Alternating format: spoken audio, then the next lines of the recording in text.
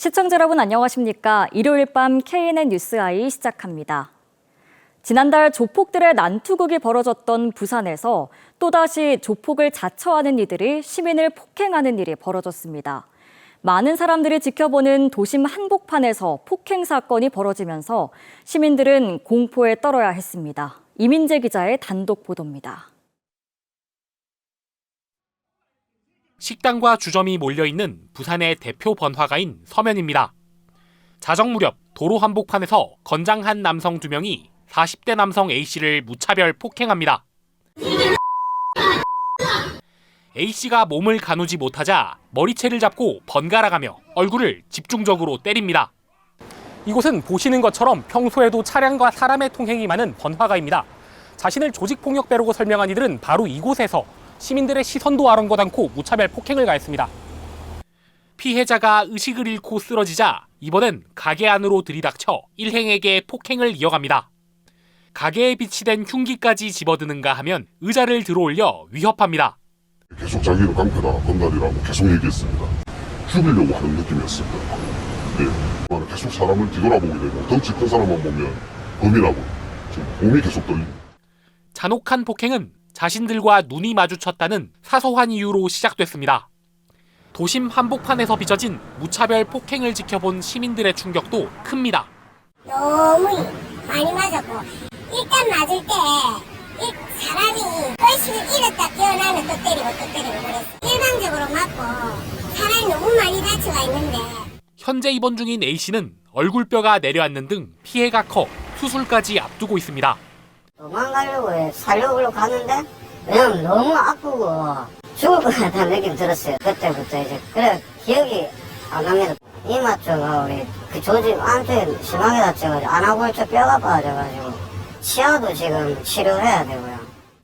자신들을 조폭이라 밝힌 가해 남성들은 경찰에 신상 정보를 남기고 귀가 조치됐으며 경찰은 수일 내 가해 남성들을 소환해 조폭 여부와 폭행 이유 등을 조사할 계획입니다. KNN 이민재입니다. 한중일 세 나라에서 선정된 도시들이 문화 교류를 통해 우호를 다지는 동아시아 문화도시 개막식이 김해에서 열렸다는 소식 전해드렸습니다. 중국에서는 다롄시가 선정되면서 본격적인 문화 교류가 시작됐는데요. 다롄시는 김해시 대표단을 직접 초청해 다롄의 역사와 문화를 선보였습니다. 최한솔 기자가 취재했습니다. 중국 요동반도 끝자락에 위치한 다롄시입니다.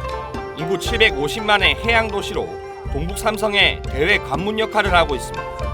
이 다롄시가 한중일 세 나라의 문화교류 행사인 2024년 동아시아 문화도시에 선정됐습니다. 한국에선 경남 김해시가 선정됐는데 다롄시는 김해시 대표단을 초청해 다롄의 역사와 문화를 소개했습니다. 다롄은 한때 제정 러시아와 일본의 통치를 받았습니다. 다롄시는 이 역사를 품은 건축물과 무역 산업의 발달이 성장의 축임을 강조합니다. 김해시 대표단 방문을 환영하며 시의 대표적인 행사인 다롄 국제 걷기 대회를 열었습니다. 김书记向国内外广大徒步爱好者表示诚挚的欢迎，加快构建更高水平的全民健身公共服务体系。 이 걷기대회 개막식이 열리고 있는 다롄 성해광장입니다. 53만 평이 넘는 규모로 아시아 최대 규모의 광장입니다. 그에 걸맞게 25만 명이 넘는 인파가 그야말로 물밀듯 걸어오고 있습니다. 이 밖에도 다롄 전통 무술과 예술 공연 등이 선보였습니다. 김해시는 가야문화유산 등 김해만의 자산으로 화답할 예정입니다. 앞으로 11월까지 김해시와 다롄시가 가지고 있는 공통된 문화나 비슷한 문화를 서로 교류하는 그런 사업들이 진행이 되겠고요. 동북아의 이 문화가 서로 교류할 수 있는 좋은 기회가 되지가 않을까 하는 그런 생각을. 한편 일본은 교류도시 선정에 들어간 가운데 한중일 세 도시가 문화교류를 통한 새로운 협력의 교두보를 만들 예정입니다. KNN 최한솔입니다. 지난 총선에서 더불어민주당은 부산에서 예상 밖의 큰 패배를 당했었죠. 산업은행 이전에 있어 중앙당이 소극적 자세로 일관했던 것도 원인으로 꼽히는데요.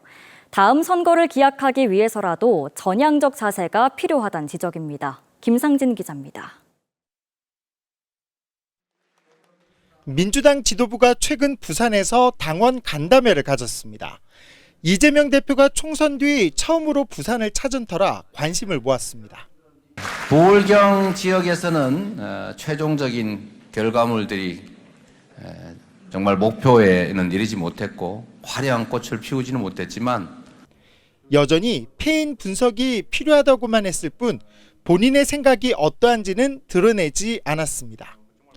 총선 이후 막판 보수 결집으로 인한 민주당 참패의 원인 가운데 하나로 일부 총선 낙선자들은 산업은행 부산 이전에 대한 중앙당의 일관된 소극적 자세를 꼽았습니다.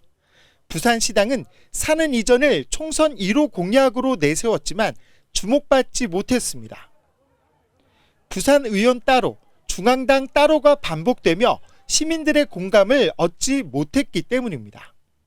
박영준 부산시장이 국회에 이재명 대표를 찾아갔는데 홀대하든 그런 장면들, 이런 부분들에 대해서 부산의 유권자들이 민주당이 당론으로 뒷받침하지 않는 공약을 과연 믿을 수 있느냐.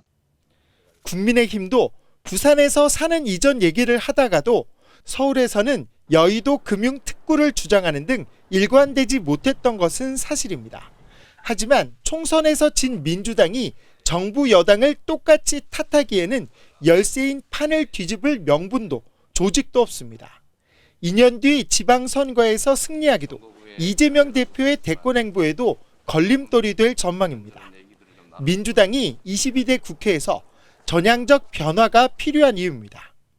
민주당이 PK에서도 수권 정당으로서의 모습을 보여주고 싶다면 지역의 불신을 깰 선제적인 사는 이전 해법 마련이 절실해 보입니다. 서울에서 KNN 김상진입니다. 어제 낮 12시 반쯤 경남 창녕의 한 재활용 공장 실외 야적장에서 불이 나 30시간 가까이 꺼지지 않고 있습니다. 경남 소방은 관할 소방서 전 장비와 인력을 동원하는 대응 1단계를 발령하고 진화에 나섰지만 압축 폐지가 많아 진화에 어려움을 겪고 있습니다. 경찰과 소방은 불을 끄는 대로 정확한 피해 규모와 화재 원인을 조사할 예정입니다.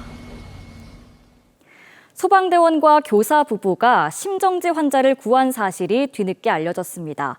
지난 16일 오후 1시쯤 부산 회동동의 한 도로변에 쓰러져 있던 50대 A씨를 발견한 소방대원 이영철 주임과 정준희 교사가 심폐소생술을 실시하고 구급대에 A씨를 인계했습니다.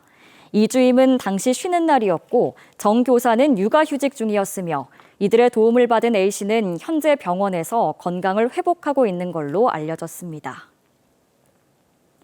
프로야구 롯데자이언츠가 사직구장에서 열린 삼성 라이온즈와의 3차전 경기에서 9대1 큰 점수 차이로 승리했습니다.